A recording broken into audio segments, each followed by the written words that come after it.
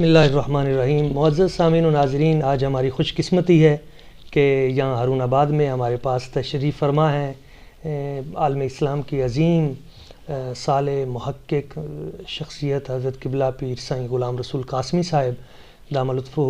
آپ تحقیق کے حوالے سے، تدقیق کے حوالے سے، تصنیف کے حوالے سے اور بیانات کے حوالے سے اور اصلاح معاشرہ کے حوالے سے اہل بیت اطہار اور صحابہ کرام رحمۃ اللہ تعالیٰ اجمعین ان کی اہمیت اور ان تمام بہت سارے میٹرز ہیں، رد الحاد کے حوالے سے، رد قادیانیت کے حوالے سے، عروج اسلام کے حوالے سے آپ کا جو پیغام ہے پوری دنیا میں وہ عام ہو رہا ہے اور بہت بڑی محنت شاقہ سے آپ کام کر رہے ہیں. آپ کی پوری ٹیم ہے. میں آپ کو یہاں پہ جامع مسجد فیضان حضرت کرما والا شریف اور ابر کرم اسٹوڈیو میں خوش آمدید کہتا ہوں. آپ نے بڑی کرم نوازی فرمائی، ہمارے لیے وقت نکالا. قبلہ ایک دو سوالات میں پہلی بات تو میں یہ آپ سے التماس کروں گا کہ عصر حاضر میں سیرت سیدنا صدیق اکبر رضی اللہ تعالیٰ عنہ کے حوالے سے آپ ہمارے جتنے بھی ویورز ہیں ان کو کیا میسیج دیں گے کہ وہ کیوں ضروری ہے؟ آپ نے اس پہ بڑا کام کیا ہے، بہت ساری کتب بھی آپ کی اس پہ باقاعدہ طور پہ موجود ہیں، تو کیوں سیدنا صدیق اکبر رضی اللہ تعالیٰ عنہ کے حوالے سے بار بار ہم پروگرام کرواتے ہیں یا کروانے چاہیے یا اس پہ آج کے دور میں لکھنا چاہیے؟ وہ کون سے ایسے خطرات ہیں جن کا رد حضرت سیدنا صدیق اکبر رضی اللہ تعالیٰ عنہ کی سیرت کی روشنی میں ہم کر سکتے ہیں؟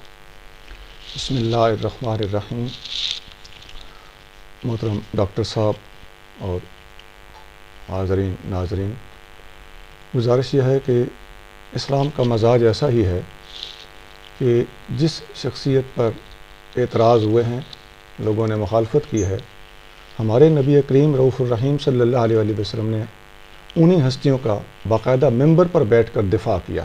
بہت خوب، بہت خوب. سیدنا ابوبکر صدیق پر ایک دفعہ کوئی سوال اعتراض ہوا، صحیح، نبی پاک علیہ السلام نے آپ کے دفاع میں باقاعدہ خطبہ فرمایا اور وہ خطبہ بخاری شریف میں موجود ہے. ماشاءاللہ یا ماشاءاللہ. ایھا الناس واہ واہ. ان اللہ بعثنی الیکم وقلتم کذبت وقال ابو بکر صدق. ماشاءاللہ ماشاءاللہ. اسی طرح سیدنا عباس بن عبد المطلب حضور کریم صلی اللہ علیہ وسلم کے چچا ہیں، الحمد. تو انہوں نے حضور سے ایک دفعہ شکایت کی کہ میں آیا تو آگے کچھ احباب بیٹھے باتیں کر رہے تھے، مجھے دیکھ کے چپ ہو گئے، صحیح، مجھے لگتا ہے کہ شاید مجھ سے کچھ چھپایا جا رہا تھا. ٹھیک ہے. تو آپ صلی اللہ علیہ وسلم پھر ممبر پہ بیٹھ گئے. واہ، حالانکہ وہ اہل بیت اطہار میں سے حضرت صحیح. آپ صلی اللہ علیہ وسلم نے فرمایا کہ اے لوگو، من اکرم الناس علی اللہ، اللہ کو سب سے زیادہ اللہ کے نزدیک مکرم کون ہے؟ جی. عرض کیا گیا انت یا رسول اللہ، حضور آپ ہیں. بہت خوب. فرمایا فل عباس منی و انا منہ. واہ واہ، سبحان اللہ. عباس مجھ سے ہے، میں عباس مجھ عباس سے ہے، میں عباس سے ہوں. ام الرجل سن و ابی ہے، اور چچا باپ ہوتا ہے. بہت خوب، بہت خوب. تو گویا ان کا احترام میری وجہ سے کرنا ہوگا. بہت خوب. صدیق اکبر کے بارے میں یہ الفاظ تھے، صحیح. فہل انتم تارکو لی صاحبی. واہ واہ واہ. کیا میری خاطر میرے یار سے درگزر کرو گے؟ حضور نے اپنے آپ کو بیچ میں رکھا ہے. ہاں، یعنی ان کے دفاع کے لیے اپنی ذات کو پیش کیا، اپنے ذات کا حوالہ دیا ہے. بہت اچھے، بہت خوب. اسی طرح سیدنا علی المرتضیٰ رضی اللہ تعالیٰ عنہ کہ کچھ صحابہ اکرام یمن میں، صحیح، ان سے کچھ نوک جوک ہوئی، صحیح. تو انہوں نے آ کے حضور صلی اللہ علیہ وسلم سے جب شکایت کی جی. تو نبی کریم صلی اللہ علیہ وسلم نے ان کے دفاع میں بھی خطبہ دیا، خطاب بہت فرمایا. اچھے، بہت اچھے. یعنی وہ تمام زوات. الست اولیٰ بالمؤمنین من انفسہم. واہ واہ. کیا میں مومنوں کی جانوں سے زیادہ قریب نہیں ہوں؟ بہت خوب، بہت. جی حضور کیوں نہیں؟ فرمایا من کنت مولاہ فعلی المولاہ.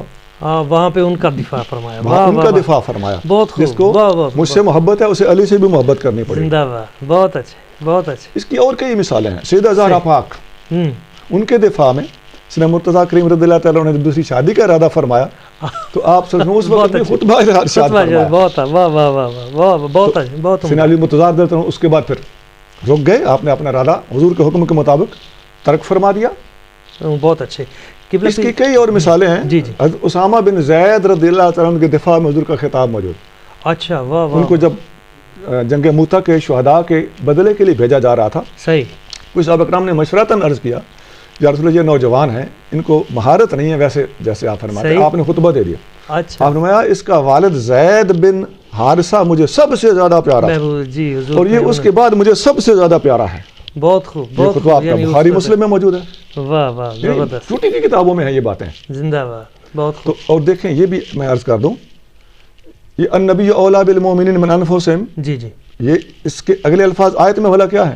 نبی پاک صلی اللہ علیہ وسلم مومنوں کی جانوں سے زیادہ مومنوں کو عزیز ہیں. آگے الفاظ ہیں ازواج امہاتہم. جی بالکل. حضور کی ازواج مطہرات کو اللہ کریم نے حضور کے حوالے سے ان کی شان بیان فرما دی. بہت خوب بہت خوب. قرآن میں یہی آیت پڑھ کے قرآن نے ازواج مطہرات کی شان بیان کی, یہی آیت پڑھ کے حضور صلی اللہ علیہ وسلم مولا مرتضیٰ کی شان بیان کی, اور اسی طرح کے الفاظ بول کے الستو من هو اکرم علی اللہ, من هو اکرم الناس علی اللہ. بہت خوب بہت خوب. آپ نے چچا جان کی شان بیان کی. تو یہ سارے ریفرنس حضور نے بیچ میں اپنے آپ کو رکھا ہے. بہت اچھا. اب دیکھیں آپ, ہمارا کوئی ایسا وہ ذہن نہیں ہے وہ بھی ساتھ بیان فرما دیں کہ حضور نے فرمایا کہ میرے صحابہ سے محبت کرو تو وہ بھی میری وجہ سے, وہ بھی ہے اہل بیت کے حوالے سے بھی احبوا اہل بیتی لحبی.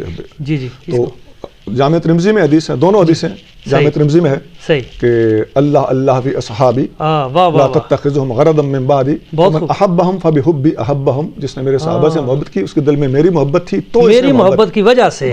واہ واہ واہ. اہل بیت کے بارے میں بھی فرمایا احبوا اہل بیتی لحبی, میرے اہل بیت سے میری خاطر محبت کرو. بہت اچھے. آپ دیکھتے ہیں اہل بیت کا ذکر ہو, سیدنا مرتضیٰ کریم کا ذکر ہو, صدیق اکبر کا ذکر ہو, سیدہ زہرا پاک کا ذکر ہو, اما عائشہ صدیقہ کا ذکر ہو, عباس بن عبد المطلب کا ذکر ہو, اسامہ بن زید کا ذکر ہو, رضی اللہ تعالیٰ عنہم اجمعین.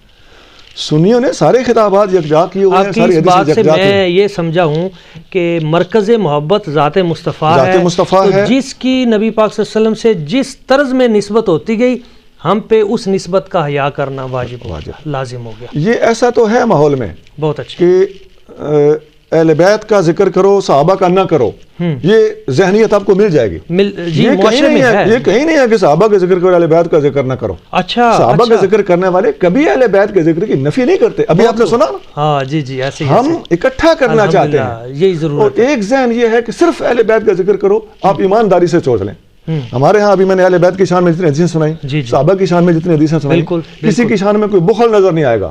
ایسے ہی خرابی اس وقت ہوتی ہے جب یک طرفہ ذکر کیا جائے اور دوسرے ذکر کو روکا جائے. بہت خوب بہت خوب. یعنی جب ہم ایک پہلو کو بیان کریں گے اور دوسرا چھوڑیں گے.